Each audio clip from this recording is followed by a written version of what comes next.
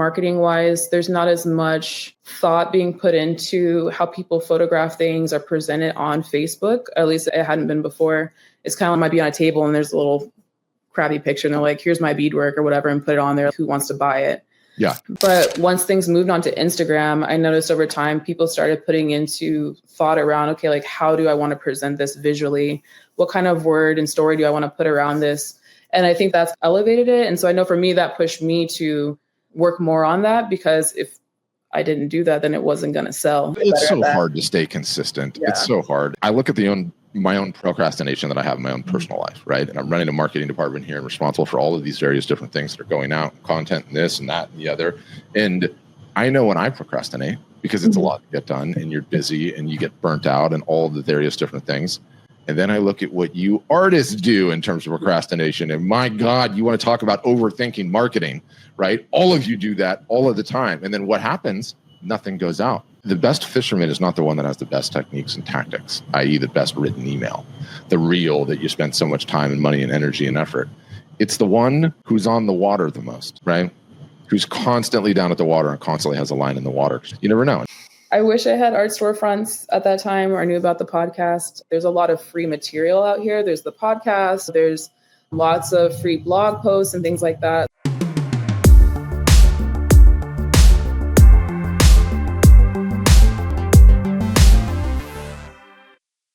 Coming up on today's edition of the Art Marketing Podcast, I'm back for another customer interview. And this is going to be a great one. You're going to have to tell your story on what kind of artist exactly you are, because it is clearly not clear. Multi-talented, multifaceted. Brit Reed, who I'm very enthused to interview just because she's so positive on all of my live broadcasts and my social media comments. And so I have to give her a huge thank you for that. But Brit Reed, introduce yourself. Who are you? What do you do? Where are you from? Give us it at a high level. Yeah. So halito, my name is Brit Reed. I would specifically say for this purpose, an unenrolled Choctaw artist. And I'm from Dallas. I'm currently in Chicago right now visiting. And I do a number of things. I'm a chef. So I always laugh when Patrick tries to give his analogies to chef stuff. Oh, you have to. You have to. You have to. And then also I'm a digital artist, as well as doing illustration, and then also a beadwork artist. And I'm now getting into doing watercolor and some in real life kind of art because of some of the art storefront direction, actually. Amazing. So we have plenty to unpack there. You should probably tell people what Choctaw means for the uninitiated that don't know. Yeah, and I'll specifically say, because there's like literal laws around this, but I'm unenrolled, so that means I can't actually legally say that my artwork is officially Choctaw or Native American. It's like a whole other story. So Choctaws are a tribe originally from the Mississippi, Alabama, parts of northern Florida, and I guess I could say Louisiana territory or area as well. And a lot of people, like, not that it's like a cool flex at all, but a lot of people give Cherokees the full representation of the Trail of Tears, but we were the first ones on there. But we originally came from mound building cities that went from like the Gulf all the way up to, say, St. Louis. Like Cahokia was like the biggest one, which used to be bigger than London at one point. Wow. And so that's a lot of the iconography from that time is a lot where I draw for my artwork, especially. I should also say too that in addition to those things too, I work on a project called Inchunwa, which helps to revitalize Southeastern traditional tattoos. And so I do a lot of research into that time period as well for that purpose, and do a podcast too. Multi-talented woman here. You have a lot going on. I'm going to pull up ADHD. Yeah, we all have a little ADHD. I'm going to pull up your Instagram profile so I can scroll it and people can get an idea of the width and breadth of things that you do. And you're the perfect example. If I asked you, pointed question, do you have the niche? What would you say? Yeah, definitely have like at least a niche, if not multiple niches, considering if you take the course that Art Storefront has, a niche could be different for every single piece you do. But yeah, a lot of it's definitely towards Southeastern iconography and Choctaw stuff. Yeah. Yeah, it's cool. It's a totally unique and consistent. You have a consistent style through everything that you do. In terms of traction thus far in your business, what would you say has done the best for you out of the gates, just in terms of sales and notoriety activity in that? It depends. Definitely overall, I think just because I think I'm a little bit different from a lot of the customer base that Art Storefront has. I'm younger, even though I am 36. of the customer base, but also, sorry, there's a siren going on in Chicago. All good. Chicago. That's just normal. Yeah. But I've also been selling online for about 10 years with my beadwork. So I have like 10 or 11 years worth of customer base that know me for my beadwork. And so I think that one consistently sells a lot more because I've built that up. And then also because it wasn't until I joined ASF that I had the ability to have someone that could do my prints that I trusted was quality. And so for that reason, I'm a little bit behind on being able to drive my sales with prints more strongly than I do with beadwork, but it's getting up there. But yeah, and I think that in terms of the digital illustration, I've noticed on the website, I think some of the more floral stuff weirdly does better. But I think that's primarily because maybe that's a little bit easier to put on a wall at home than say something that looks like it comes from like a cartoon or something. So for sure. And do you notice with the Native American stuff, do you feel like it primarily applies to a Native American audience, or does everybody like collecting it equally? I think it depends across the board. Speaking for my own stuff, I think just because I've built relationships within my community, that there's a lot of people that because of those relationships, they want to support me in what I do, as well as overall in the representation of Native people. If you're familiar with that scene, you'll see a lot more Southwestern stuff because of like the Navajos and stuff and the Indian art market that happens up there. I might see more like Four Mine stuff with Coast Salish people and Alaska Natives, or even maybe like Great Lakes stuff. And so in general, maybe it's because of our removal out of the South to Oklahoma, there was less like Southeastern representation. But I think because of that, and there's like a renaissance going on with a lot of different artists in our circle, that I think there's people that are like finally seeing themselves represented in that work that are from those tribes from that area. And so I think for that reason too, there's a lot more people that are attracted to my work than say like general like Southwestern stuff. But overall, I would say the other stuff is where the larger market is drawn to just because of that long-standing history. But yeah, you're the perfect example of you've got a creative vibe. You create what you create and you put it out there and you see what works, right? Like you don't necessarily have to have a defined niche or, specialize in one individual thing. I wonder, so even with us, what, like a year, 2 years, something like that? I think coming up on a year, actually. Yeah, I think I joined in February or March last year, something like February, that. And I'm trying to find out how you discovered us. But I'd be curious, like in call it the 10 or 9, just call it 10 years before that, what did you do primarily to get the word out and to generate sales and get your name out there? Yeah, initially it's really interesting. I would be curious if anyone actually did some research or like history around selling artwork online over the last 10 plus years. But before Instagram, I think the majority of the market was in Facebook groups before Facebook caught on to people were using that as a platform to sell. And so that's where I sold initially. And then when Instagram came around, for me, it's really interesting. I think that they're marketing wise, there's not as much thought being put into how people photograph things or present it on Facebook. At least it hadn't been before. It's kind of like might be on a table and there's a little crabby picture and they're like, here's my beadwork or whatever, and put it on there. Who wants to buy it? Yeah. But once things moved on to Instagram, I noticed over time, people started putting into thought around, okay, like how do I want to present this visually? What kind of word and story do I want to put around this? And I think that's elevated it. And so I know for me, that pushed me to work more on that, because if I didn't do that, then it wasn't going to sell. So thankfully I had experience as a photographer before I went to school here in Chicago for photography. And so I used my skill set around some studio photography that I learned to do product photography. I'm always learning to get better. But yeah, I think that with Instagram pushing all artists to have to present their work better definitely helped me out. And I think for me, that's why maybe it sells a little bit better than people who are on Facebook. Because there's that visual quality there. I don't know if that answered the question, but no, it does. It helps guide me. And it's interesting. One thing I want to drill right into is, okay, you went to art school. What was the college? Columbia College, Chicago. Did they have any classes at all teaching you how to market your art? Sure didn't.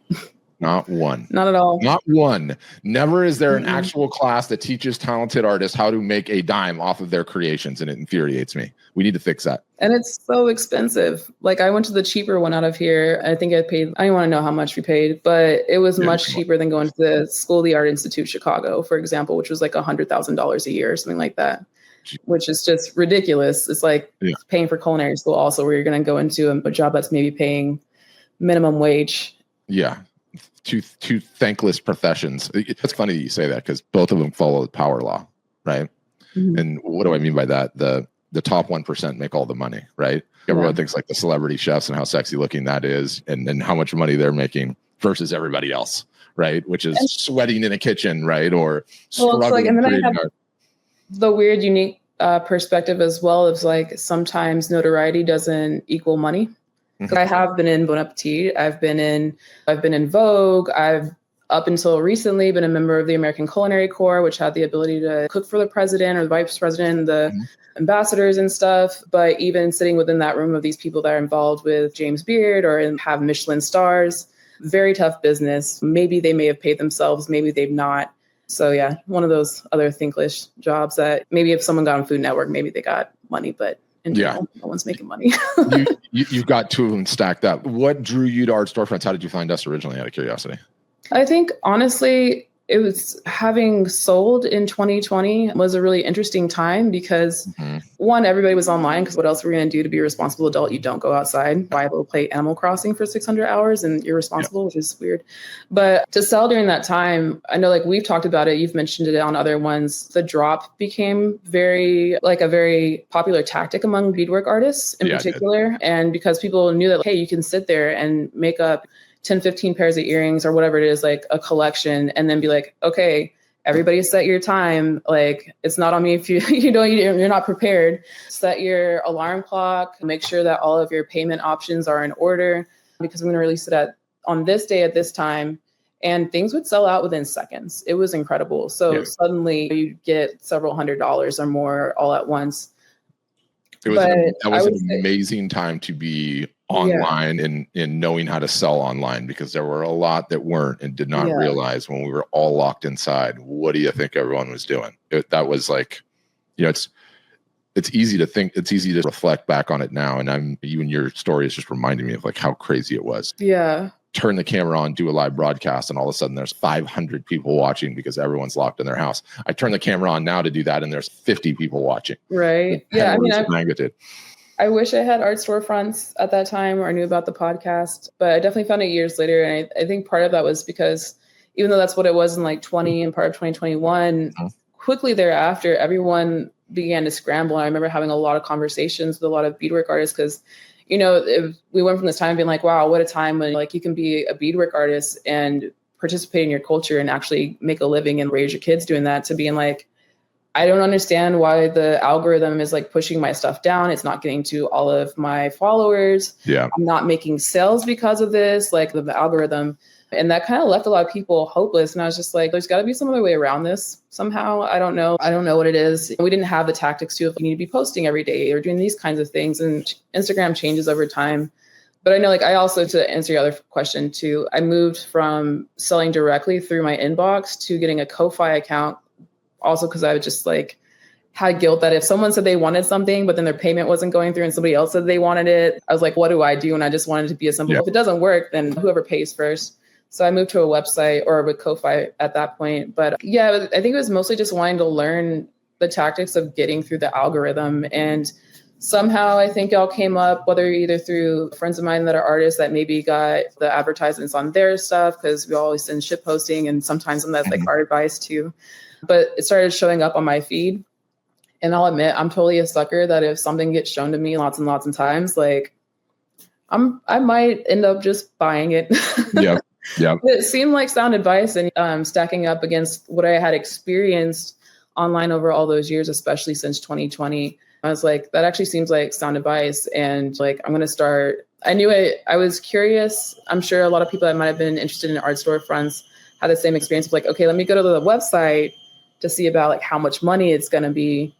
And then you get into the Zoom talks with you and then you can finally get a price. But for me, it was quite a bit of money, which I think that might be the case for a lot of people. I went to that information session and then I was like, I can't afford that now, but there's a lot of free material out here. There's the podcast, there's lots of free blog posts and things like that. So I was like, I'll start implementing some of the recommendations now until I can save up for that. And then when I could, then I was like, all right, I'm going to move on it now and then actually join Art Storefronts. And that was immediately helpful. And Yeah, like I had a website, but it wasn't really one that was really good for getting emails and stuff. So I was like, I can do a giveaway. And this is something that we've done a lot in the beadwork community, but just starting even to post every day about the giveaway, I think that I was going more so for follows rather than emails. And I think I probably got at least like 150 follows or something like that, and like tons and tons of people reposting. So spreading that further out than just my little social network. And even if you can't afford our storefronts right now, just engage in the free stuff until see how it goes, see if it's for you, which I think I would recommend it. Yeah, you have no idea how happy that makes me, because that's the whole plan. That's the whole plan.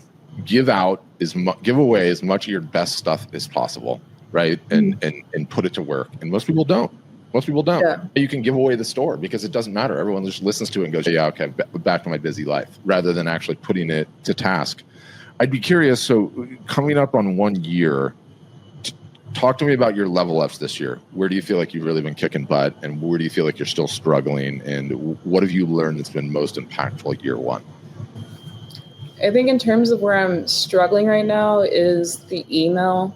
I did finally at some point was able to, because there's like different levels of ASF. So I was finally able to buy into a package twice, actually. Rig the system, which I'm not sorry about. No, I got please rig the system. I think there was a thing for 6 months of, God, what is it called right now? I don't know why it's Copilot? Yeah, of Copilot, which is one of the things I wanted from the beginning. 6 months of Copilot, and then I think maybe 3 months or something like that of audience growth. And I was like, I got a coupon. Can I like double buy this, and it applies for a year? And so they were really gracious and let me have that. I think right now Copilot is doing the heavy lifting that I should also be helping on in terms of sending out emails, because there's a difference between my personal voice and what's sent out that's marketing. But I personally just let it go because there's some things to speak to some people, some things speak to the others, but I really got to get up on my email, getting that out. So I've been trying to get better It's so at that. hard to stay consistent. Yeah. It's so hard. And I'm going to get in trouble for saying this, but I'll say it anyway.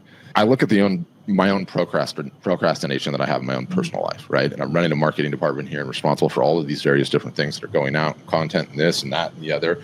And I know when I procrastinate, because it's a lot to get done and you're busy and you get burnt out and all the various different things. And then I look at what you artists do in terms of procrastination. And my God, you want to talk about overthinking marketing, right? All of you do that all of the time. And then what happens? Nothing goes out.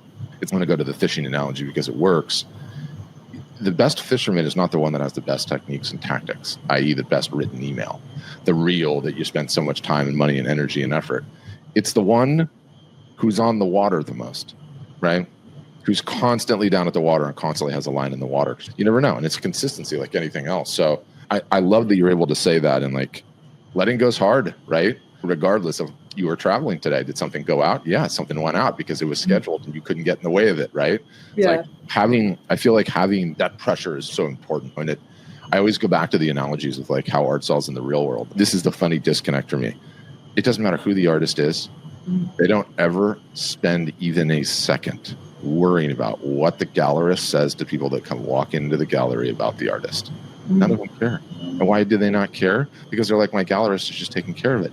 You need to think about your marketing that way sometimes. If somebody comes walking into the gallery, what are you going to do? Ignore them because you couldn't send an email that day or you couldn't do a social post? No. Somebody goes and talk to them. You don't care what the gallerist says. They're in there doing their job, right?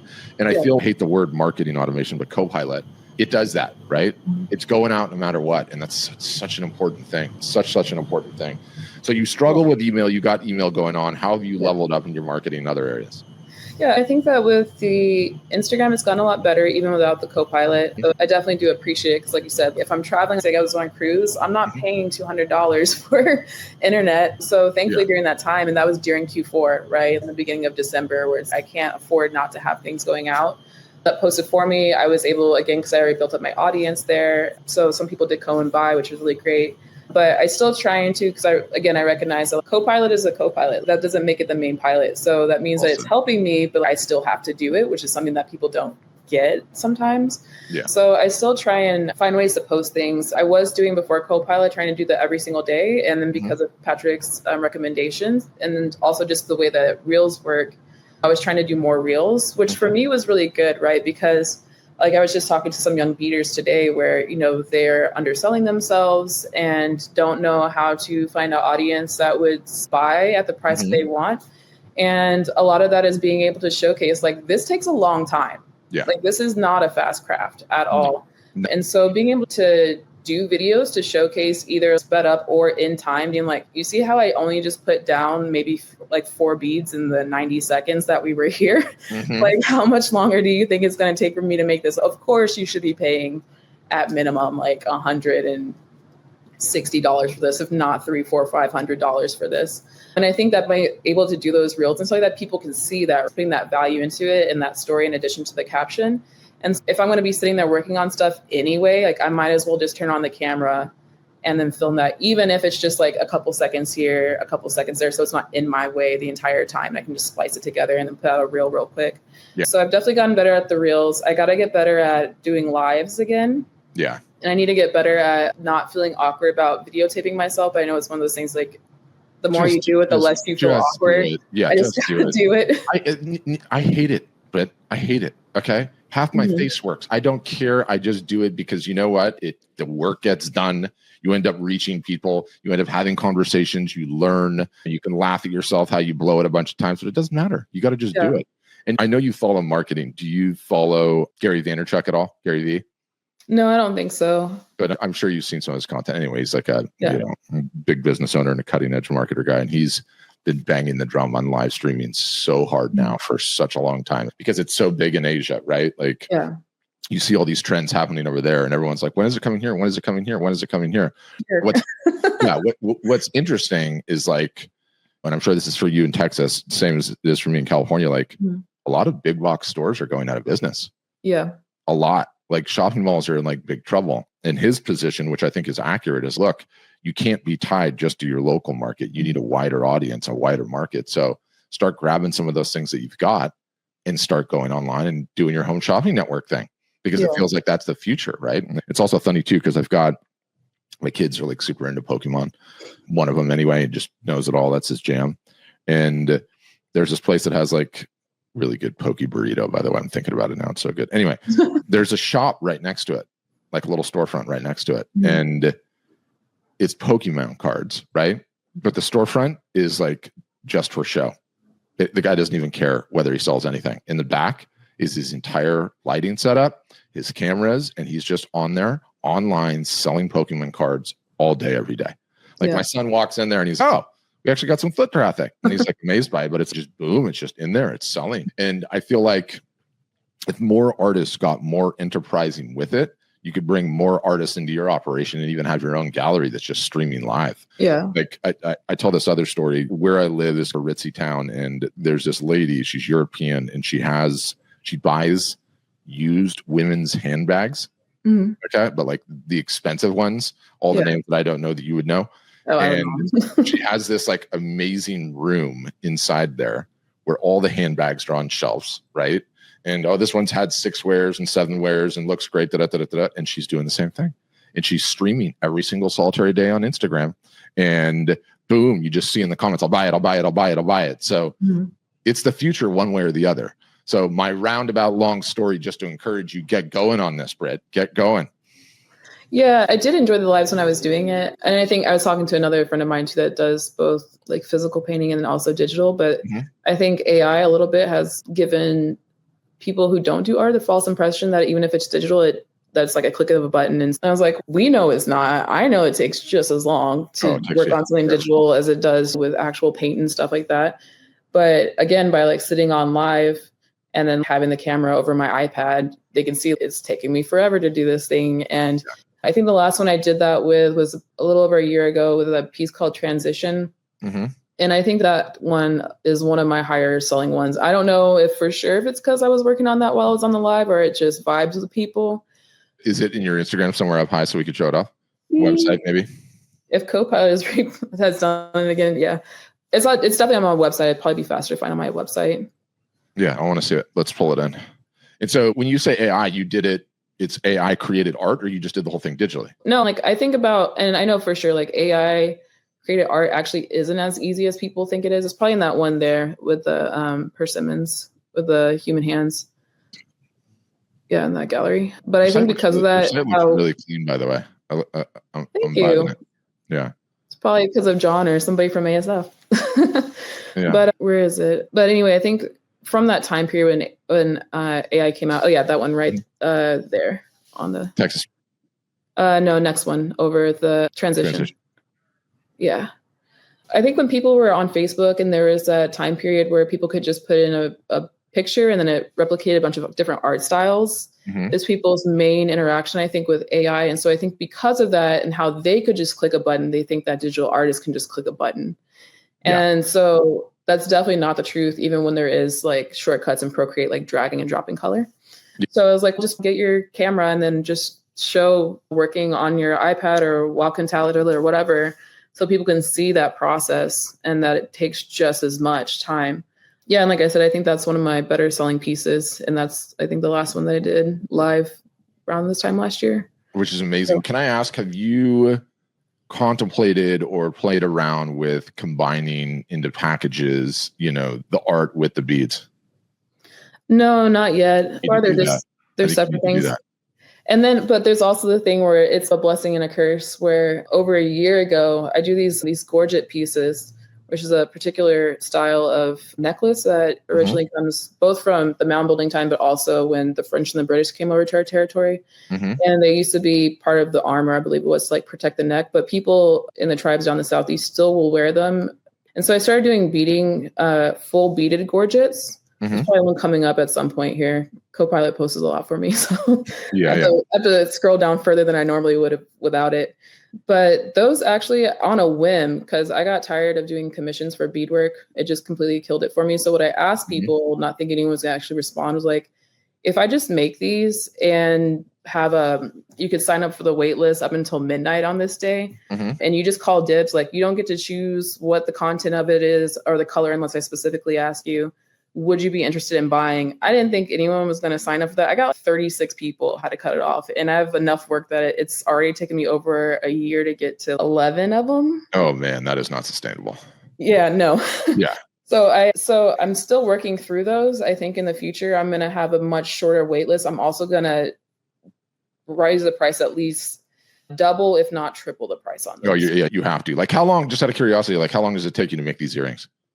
Those earrings, that'll take a solid day for sure. One solid day. Yeah.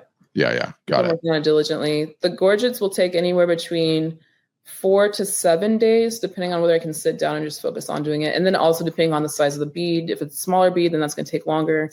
Yeah. Amazing. It's so wild, right? Because it's completely different, yet it's the same thing at the end of the day. You're using your hands to create a product that's unique, right? But I do think knowing as long as those take, I feel like combining, I don't know if I would position is it a gorget? Is that how you say it? Yeah, I think so. Is it a gorget?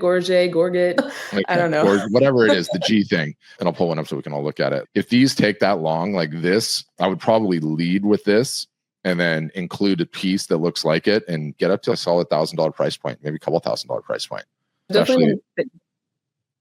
Yeah, I've definitely been thinking about it. I start those in Procreate, actually, a lot of those designs. And so instead of it just being in that shape, maybe for a calendar or something, and also just for prints too, be able to turn that into an actual illustrated piece so that all the folks that can't get that, because clearly that's what I have right now for an original piece, essentially, that people can at least take that image home in some form or fashion. Yeah, because plus too, like the vibes like this, like if it was similar, the one that they wear was in them, that's an awesome package. That's an awesome package. And each one is completely unique. And I think you've got something there. Yeah. I love the style on these pieces. I think it's super, super unique.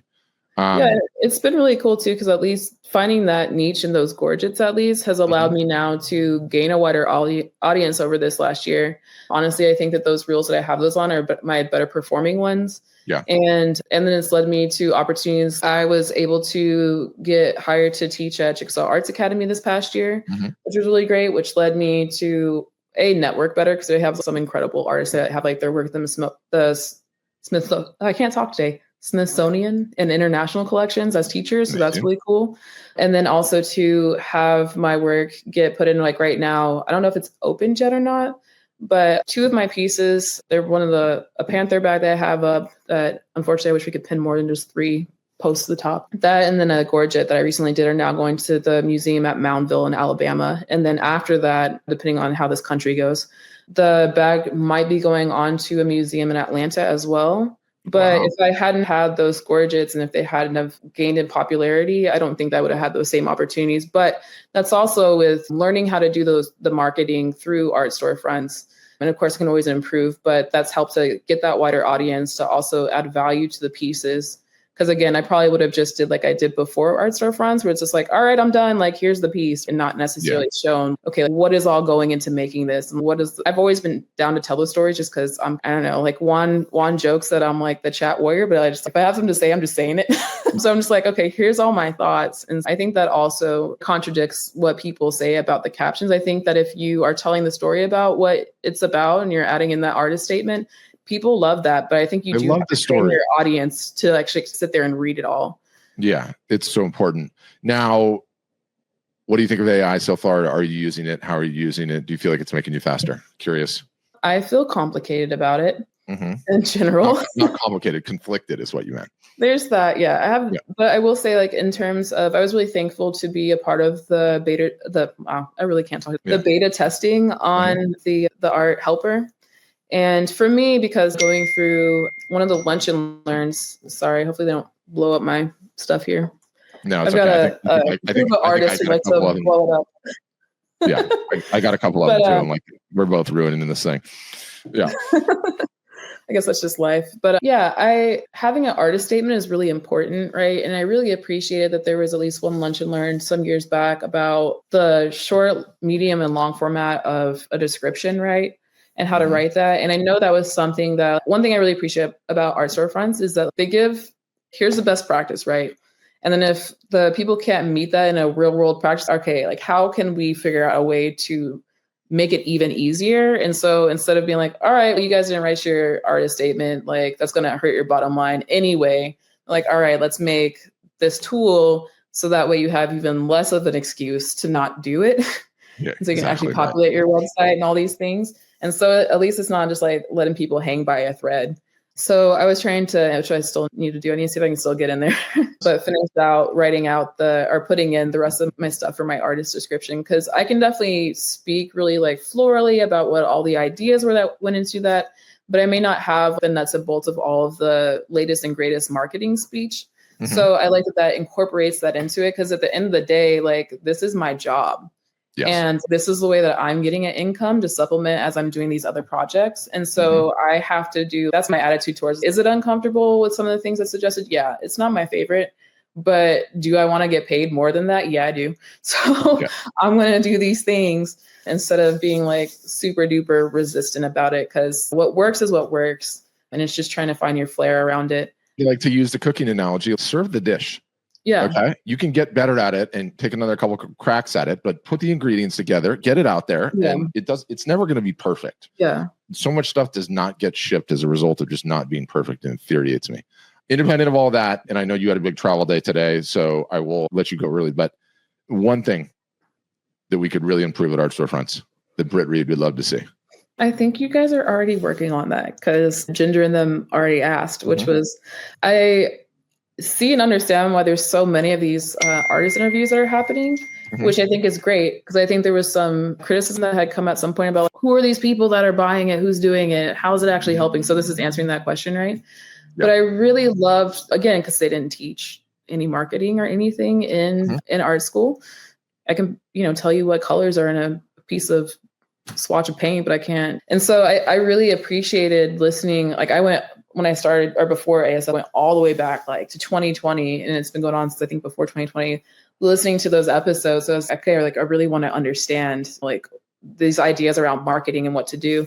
And so I really loved having the deeper dives because I think I go to a lot of the meetings throughout the weeks, but because a lot of artists dip in and out of it, you might get a lot of the same questions over and over again, which is good so people can retain it. But I like having the outlet of being able to have deeper dives in the marketing. But y'all just did a series of them, I think a week or two ago with Ginger.